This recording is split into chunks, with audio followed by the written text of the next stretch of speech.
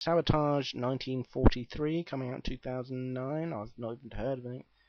Oh, it's a Yul Bold film based on Velvet Assassin, the stealth video game by developer Replay Studios. I mean, really got to get rid of that German rule where you get your money back for making a film. I mean, how many more is he going to make? I mean, I'm I'm glad there's someone out there so enthusiastically making these, but he got to really start listening to the people about the fact that he's not making the good adaptations, and he's got to either start making good adaptations or drop it. I mean, apparently his non-video game based films are really good.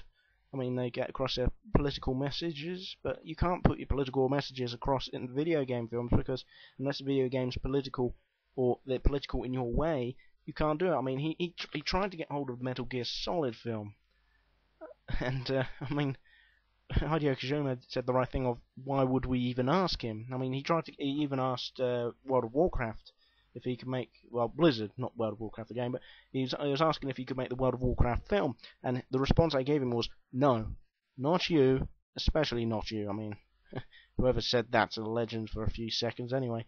Right, the last one that's listed here, Zombie Massacre in 2010. Another Yul Boll film with a game being made to released on Nintendo Wii. So the game hasn't even come out yet. So you know, he might actually have a hit on his hands there.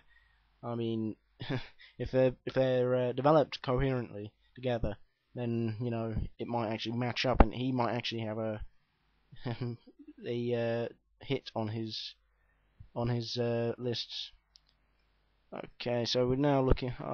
That's all the cinematic releases. There's a huge list of TV, movies, directed videos, and well, games that could be made soon. I mean, I'm not going to go listing them all of the TV and directed DVDs because they're either promotional extras made to promote the other films, but or that they were just to tie in with the video games. I mean, there's let's see, there's a great amount of Yul Boll ones here, so I can skip those ones. Final Fantasy VII Advent Children, the sequel to Final Fantasy VII, part of the compilation of Final Fantasy VII. I've seen this one and I like this one very much. So I've even got that on DVD somewhere. I think I'm actually so proud of that film. Well, when I say so proud, I'm so glad it turned out to be the way it was. I've even put it up with the Final Fantasy VII games rather than put it with my bunch of DVDs. So let's skip the list. That's the only one I think's worth mentioning out of there. So we'll just skip to. I'll just give you a rundown of games that are in production, pre-production, or development hell. You've got American McGee's Alice, Area 51, Bioshock, BloodRayne 3, Broken Sword. That one they should be able to do pretty well since all it ever is story. Castlevania, Citizen Siege, which I don't think should be on this list anyway, just because it's made by the people who do Oddworld. It's been put onto this list. I think they should have stuck with making games, to be honest, because I would have preferred to have played Oddworld rather than watch it. City of Heroes, based on an MMORPG, which I think will be pointless. Clock Tower, Cold Fear, Deus Ex, Devil May Cry should turn out to be pretty well, but you never know. Got Driver, Earthworm Jim. I'll definitely go and see Earthworm Jim when they bring it out. I mean, the television series, if they did it along those lines of the television series they did, I'll definitely go and watch it. I don't care if it's you and I'm like the oldest person in there. I'll go and watch it anyway. EverQuest, Fatal Frame, Fair Effect, Gears of War, God of... Say, Halo's been in production for a long time now. That's on the list here. And they've mainly fallen out over the fact of whether Master Chief should take his helmet off or not. I mean, I don't see why he should have to take his helmet off. Why couldn't the movies just leave him? I mean, they just want it so they can have their real good-looking hero come out and, so they can have big interviews and stuff. But I think they should just stick with, like, a random nobody inside the suit. Or when I mean a nobody, I mean just a stuntman or something. And I'm not saying stuntmans are nobodies. I'm just saying that, someone that people won't know and say, oh, so-and-so is the Master Chief. But, and I say they should just get the guy who did the voice in the games to come along and do a bit of dubbing.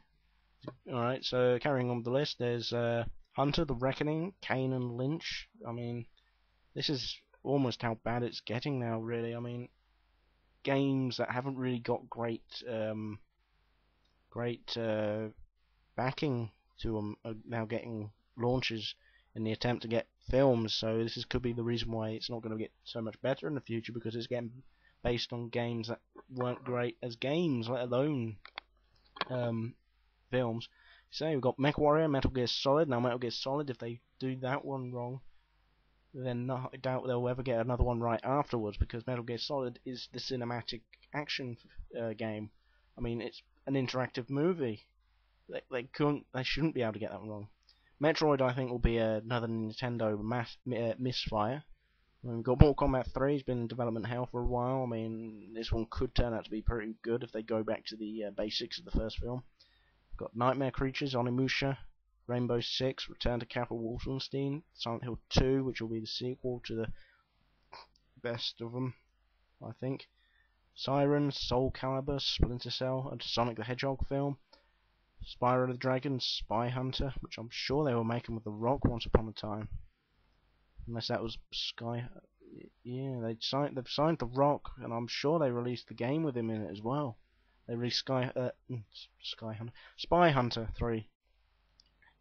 But anyway, we've got The Neverhood, The Sims, which I really don't see how it's going to work unless they do it sort of like a comedy, God looking over his people kind of thing. I mean, that could kind of work in a weird way of not being anything like its video game. I mean, The Suffering, The Unforgettable, and Warcraft. Now, Warcraft is basically going to just be Lord of the Rings for the video game crowd, so, you know, we're not going to see that much here.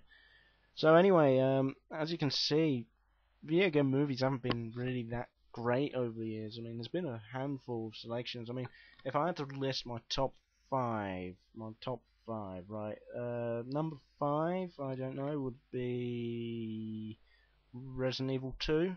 Well, Resident Evil Apocalypse. Number 4,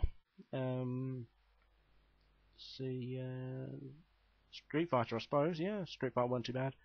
Number 3 would be Mortal Kombat. Number 2 would be Final Fantasy VII Advent Children, and number 1 would be Silent Hill. So, you know, well, actually, take out Street Fighter and put in Doom. You know, Doom I actually liked. Street Fighter I only relatively liked. So anyway, that comes to the end of what we're looking here. I mean, as you've seen, most of the problems we've had is through adapting them and they're not being successful in any way. So I think what video game producers have got to learn in the future is that they've got to start making them more faithful as adaptations. So anyway, that's the end of this one here. I've taken more time up than usual than my 10 minutes for the just to do this one. When I return for review 11, well, review 10 maybe if you don't consider this one to be a review of sorts, I'll be looking at Super Smash Bros. Brawl for the Nintendo Wii. So until then, I'll see you later.